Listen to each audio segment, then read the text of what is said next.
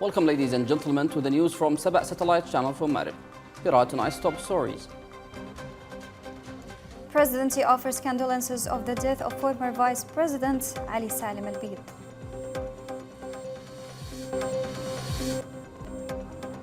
UN warns millions in Yemen face acute hunger as humanitarian crisis deepens. U.S. Treasury imposes sanctions on 21 individuals and entities linked to Houthis.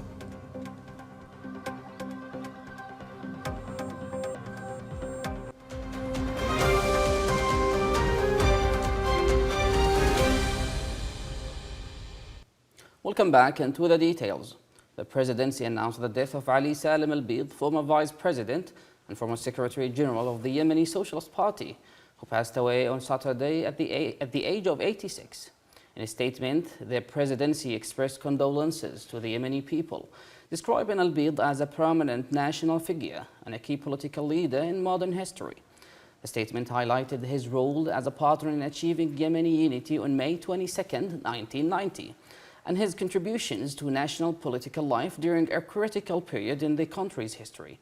The presidency extended condolences to his family, colleagues and supporters, and announced official mourning, including the lowering of flags and the opening of condolence registers inside and outside the country for 3 days. A member of Yemen's Presidential Leadership Council and Hadramaut Governor Salim Al-Khanbashi held a Pride meeting in Mukalla on Saturday, bringing together representatives of the political parties, any group, social figures, civil society organizations, as well as youth and women.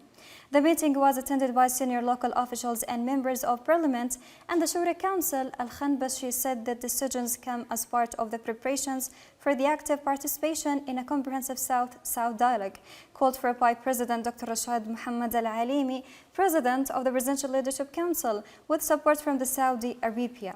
He stressed the need to unify Hadramaut's vision and ensure fair representation, reflecting the governorate's political, economic, geographic and historical standing.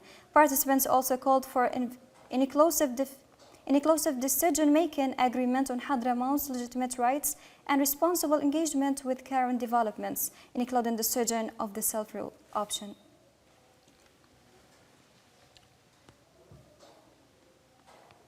In an official statement today, Prime Minister Shaya Al-Zindani expressed deep sorrow over the death of Ali Salim Al-Bid, former Vice President of the Presidential Council, describing him as a prominent national figure linked to key moments in modern political history. In a message of condolence addressed to the family of the late leader, his colleagues and the Yemeni public, the Prime Minister praised Al-Bid's political and national role, noting his impact on the country's political experience. He highlighted Al-Bid's partnership in achieving national unity on May 22, 1990, as a major milestone that reflected the aspirations of Yemenis for a unified state based on partnership, the rule of law and respect for public weal. The Prime Minister said the passing of Al-Bid invites responsible reflection on the national experience, stressing the importance of addressing major issues through institutions, dialogue and the spirit of the state. He extended his condolences to the family and loved ones of the late leaders, praying for mercy and patience. Public Prosecutor Qahir Mustafa has issued decision number 2 for the year 2026, expanding the mandate of an existing judicial committee. Under the decision of the committee formed earlier this year has been tasked with investigation allegations of the corruption, illicit enrichment and related criminal offences attributed to Aidarus Qasim al-Zubaydi and to take action to accordance with the law. The decision confirms that the committee is authorized to proceed with all necessary legal measures with the jurisdiction. It also states that the decision takes effect from the date of issuance and directs all relevant authorities to implement it accordingly. The United Nations has warned that millions of people in Yemen are at risk of acute hunger as the country's prolonged humanitarian crisis worsens amid severe funding shortages.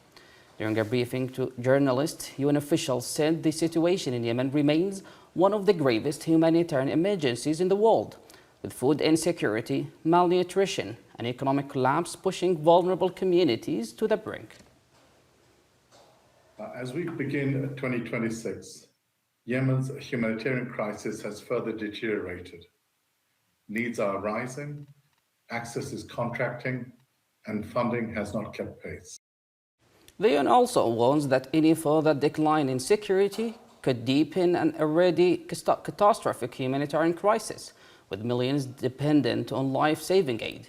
UN officials say escalating instability risks triggering new waves of displacement and cutting vulnerable communities off from essential assistance.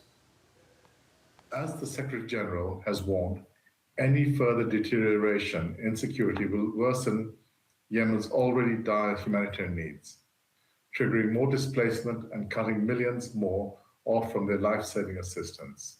The United Nations called on all the international community to urgently mobilize resources, uphold humanitarian commitments, and support efforts to protect civilians and ensure access to food, healthcare, and basic services. The U.S. Treasury Department Office of Foreign Assist Control has imposed sanctions on 21 individuals and entities. The identified one vessel over alleged involvement and activities linked to the Houthi group. According to the Treasury, those sanctions include shipping companies and ship captains, as well as oil and financial exchange firms accused of delivering petroleum products to ports under Houthi control after humanitarian licenses expired. The measures also covered networks accused of attempting smuggling weapons and equipment, including anti-armor missiles and aviation-related activity aimed at purchasing aircraft for smuggling and revenue generation. U.S. Treasury Secretary Scott Bessent said that sanctions are intended to disrupt oil transfers, weapons purchases, and financial services connected to the group. Under the sanctions, any assets under U.S. jurisdiction are frozen, and the transactions with the listed individuals and entities are prohibited, with the warnings of civil and criminal penalties for violations. Hunger is tightening its grip on millions of people in Houthi-controlled areas of Yemen, as conflict, economic collapse, and restrictions on aid continue to push families to the brink. Humanitarian agencies warn that without urgent action, food insecurity could worsen dramatically, leaving the most vulnerable, especially children, at risk of severe malnutrition. More in this report.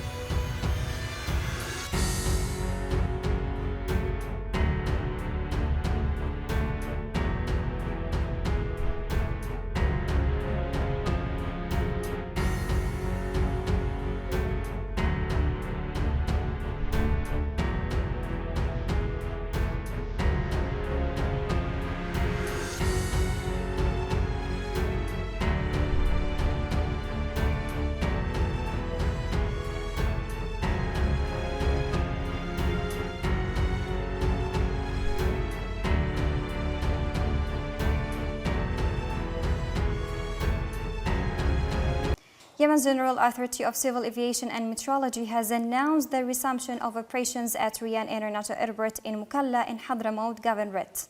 The authority said the airport will reopen to air traffic from Sunday morning following the completion of technical work to rehabilitate a number of airport facilities.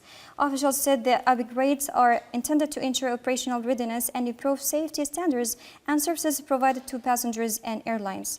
The head of the authority, Captain Salim bin Nahid, expressed thanks to the political leadership and the government, as well as Presidential Leadership Council member and Hadramaut Governor Dr. Salim Al-Khanbashi, the Minister of Transport, and the Saudi Arabia, alongside teams and agencies involved in restoring regular flight operations. For continuous updates, stay with Saba Satellite Channel. Thank you for watching and have a good time. Have a good time.